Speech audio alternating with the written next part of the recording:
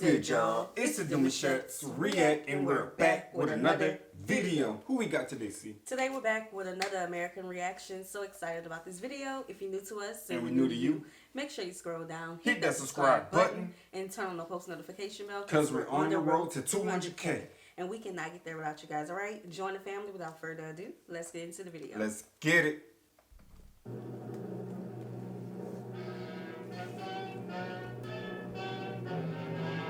Don't mention the war. That's a very well-known catchphrase from the British comedy series Fawlty Towers. The idea behind it is when you meet a German, the very first thing you think about will be the war, but you absolutely mustn't mention it. So anyway, imagine my surprise when I was channel hopping on one of my first trips to Germany, and the war was everywhere. It felt like every day the television schedule was peppered with heavy Hitler documentaries and World War II films. That's how I came to appreciate for the first time that Germany as a whole doesn't ignore its dark past. Oh, wow. But this wasn't always the case. For many years after the war, National Socialism was mostly a taboo topic among families. Parents and grandparents weren't asked uncomfortable questions about their involvement. Some films and books, like Günter Grass's The Tin Drum, here, just to do a small comparison, that's why we always mention to, love on your grandparents a lot.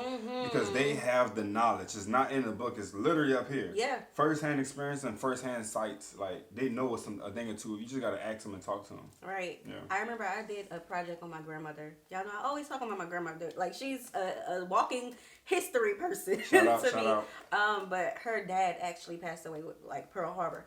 So I did a whole project on her. Baby, listen, my teacher was so proud of that project. Right. She brought it to the principal's office. So I'm concerned, like, in school, do you guys have projects where the teacher tell you to go and interview a sibling or a family member? Living interview or something like that. Yeah, because we had to do that, and I can hear you now when you say that, because that's kind of a project, and that's what I had to do the same thing at one point. So that's dope. I'm interested to hear this. Now, I know we did do a video about this earlier, but it was from a content creator's point of view. It wasn't from, like a journalistic point of view, so I'm real interested to hear more about it.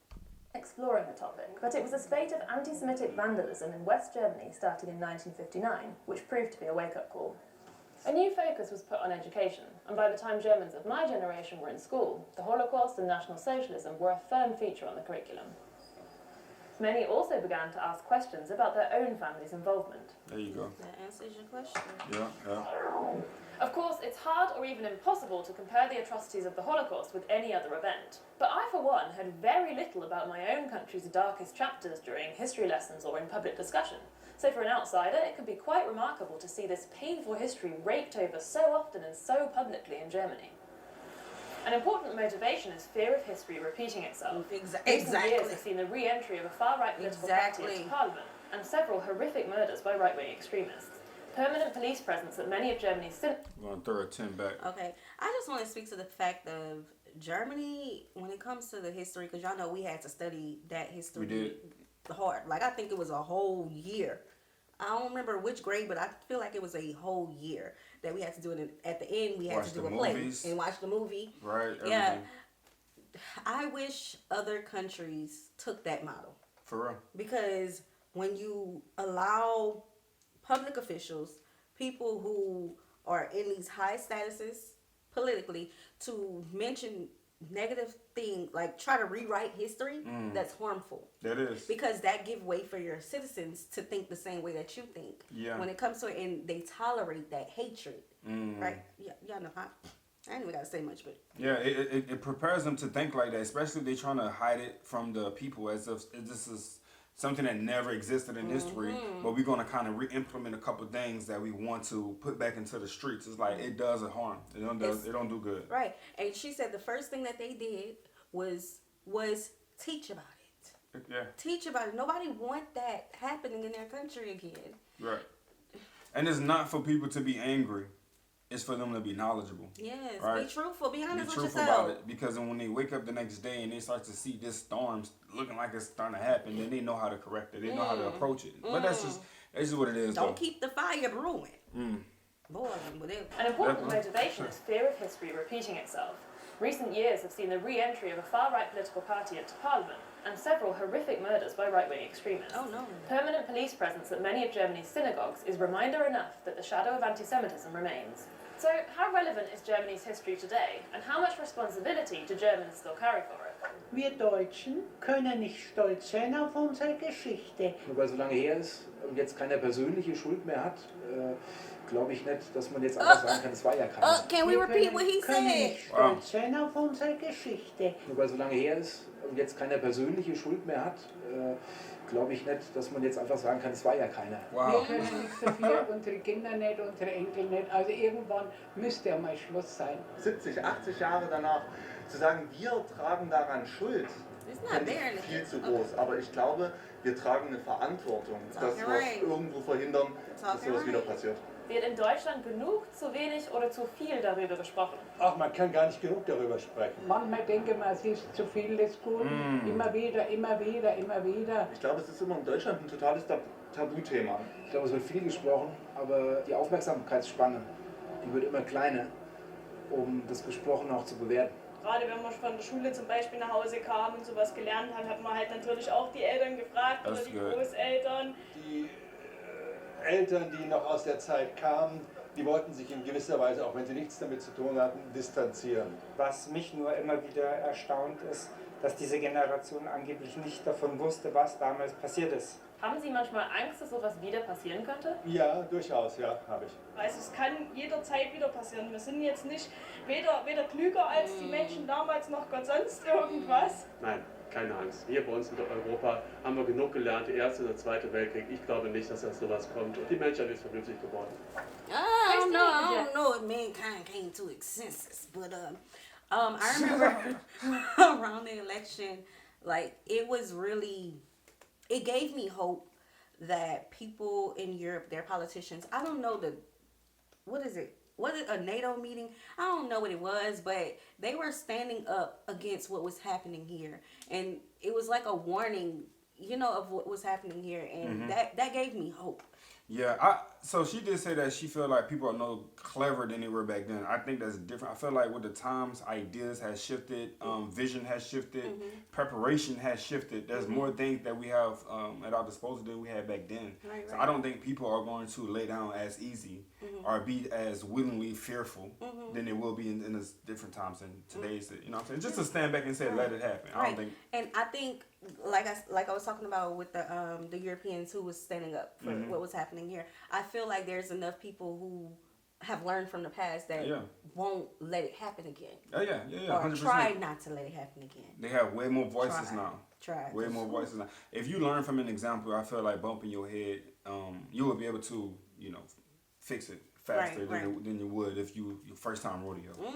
So But it could happen at any moment. It really that can. is true. People testing the powers that be. Has made me realise that the consequences of the Nazi era can be felt all over the place in Germany. Some things are obvious, like you don't come across very many Adolfs these days. But then the war and the Nazis also came up when I was researching episodes on things like hiking, films, fashion, all sorts of seemingly unrelated topics. This has had an unmistakable effect on national pride. You rarely see the German flag flying here. Unless the World Cup is on. Yeah, they probably look at you crazy. And there's no visible pride in the armed forces either. In fact, it seems the country's military is more often ridiculed than celebrated. Oh, wow. That's not to say that most Germans are not proud of their country. Many are, but their patriotism is usually quiet and practical rather than loud and emotional. Germans are also among the most pro-EU Europeans. One of the organisation's founding purposes was, after all, to promote peace in Europe. Some reminders of the war are visible when walking around the streets too. Take this building, the Haus der Kunst or House of Art in Munich. It's a prominent example of Nazi architecture. So what do you do with something like this? Is it enough to take something tainted and do something good with it, or does it need to be removed? After years of discussion about various buildings like this one, the jury's still out. Oh, wow.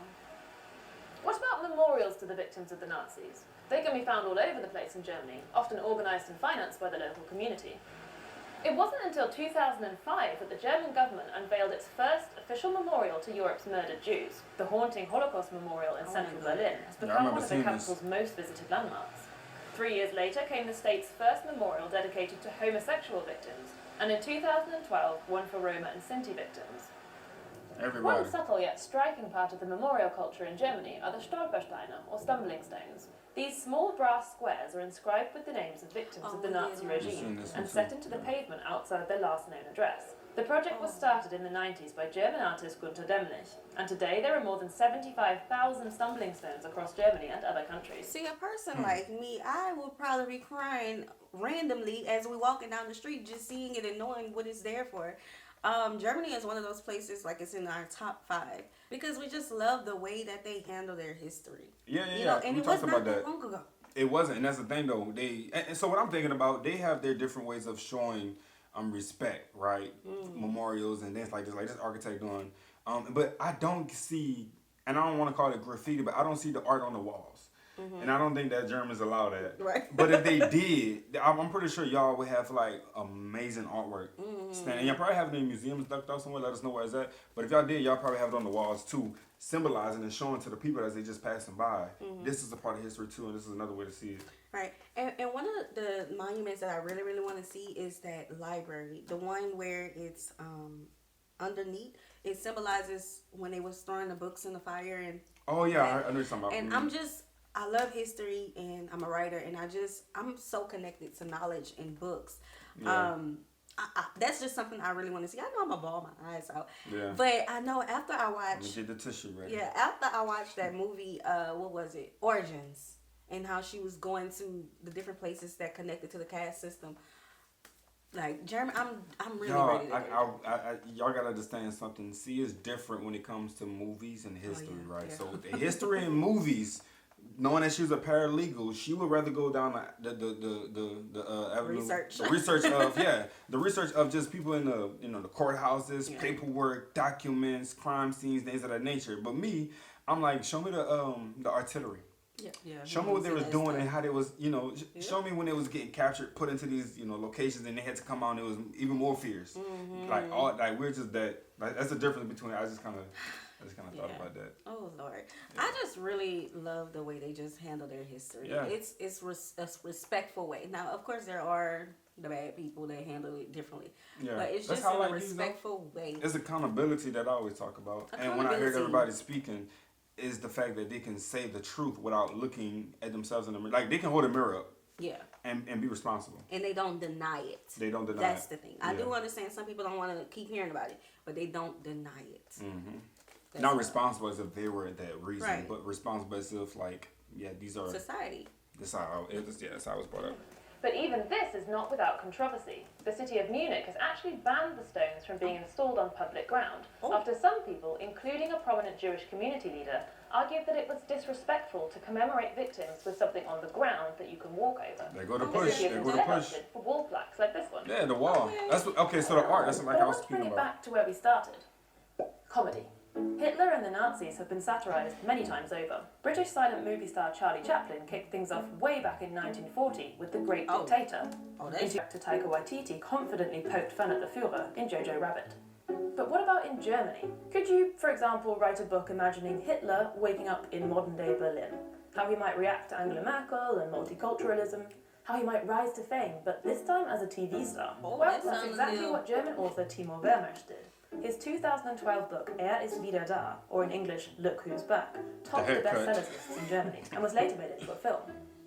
Ich fand einfach den Widerspruch, die Fallhöhe so enorm. Beim Lesen von Mein Kampf generell dieses, auf der einen Seite haben wir den Typ, der sich für ein Genie hält, und auf der anderen Seite, von der ersten Seite an, lesen Sie, dass da einer um Anerkennung bettelt. Und diese Widersprüche geben eben eine sehr schöne Möglichkeit für Humor. Haben manche Leute dann gesagt, dass sie zu weit gegangen sind? Ja. Oh yeah, of course. Aber sie konnten es nicht wirklich begründen. Sehr häufig stößt man halt auf nicht viel mehr als ein antrainiertes Tabu, das aber nicht untermauert ist. Die Lesereaktionen waren sehr unterschiedlich. Die einen fanden das verstörend, wie man es in diesem Kopf so lange aushält. Und der Kopf ist ja nicht verändert worden. Das ist ja sehr, sehr original Hitler. Und andere sagten dann, hey, super, wie er der Merkel einen drauf gibt. Der sagt, was nun mal gesagt werden muss. Die haben nach sehr kurzer Zeit dann auch vergessen, wer da zu ihnen spricht. Der Leser ist mit dem Buch allein. Er hat die Möglichkeit zu sagen, das ist zu viel, so nicht. Da hören wir jetzt mal auf. Aber er macht's nicht, weil es so schön witzig ist. Bro, but you see that comment right there is like, it's no different from that time when R. Kelly got locked up. Everybody was like, stop listening to his music. His music is the reason why we, you know, loved and enjoyed who he was as an artist. But the second his files started to, you know, surface up, everybody was looking like, okay, we need to take everything about him and throw it away. I don't know if they know who R. Kelly is. Cause how you gonna bring up R. Kelly on this video? Because it's no different. It's like that for a lot of situations. You highlight somebody and only choose to recognize certain parts of them, which still makes them look good, which in for his case, humor. Well, but his whole lifestyle didn't say humor. You get what I'm saying? Yeah. For instance, we grew up on R. Kelly. We listened to him and we like jamming, soul food, barbecues, gatherings. But then his whole lifestyle don't say that. You get what I'm saying? So it's a contradiction.